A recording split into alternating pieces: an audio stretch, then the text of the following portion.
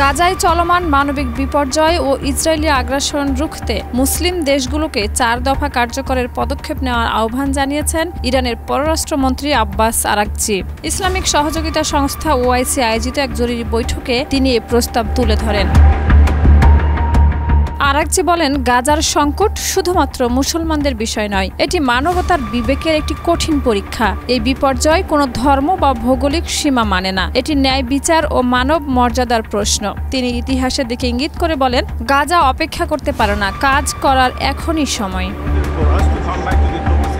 ইসরায়েলের বিরুদ্ধে 4টি প্রধান পদক্ষেপের প্রস্তাব দিয়েছেন তিনি, যেগুলো হলো ইসরায়েলি সরকারের সঙ্গে সকল ধরনের সম্পর্ক সম্পূর্ণ ছিন্ন করা, রাজনৈতিক ও অর্থনৈতিক নিষেধাজ্ঞা আরোপ, যুদ্ধ অপরাধের অভিযোগে দোষীদের আন্তর্জাতিক আদালতের বিচারের মুখোমুখি করা, ইসরায়েলকে অস্ত্র ও কূটনৈতিক সহায়তা দেওয়া দেশগুলোর বিরুদ্ধে সুস্পষ্ট অবস্থান নেওয়া।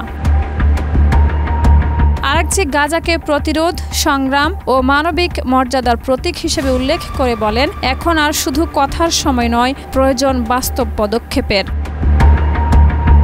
তিনি মুসলিম দেশগুলোর প্রতি ঐক্যবদ্ধ হয়ে গাজার জনগণের পাশে দাঁড়ানোর এবং দখলদার নীতির বিরুদ্ধে আন্তর্জাতিক চাপ গঠনের আহ্বান জানান। শাহিদা রুবি, মাই টিভি।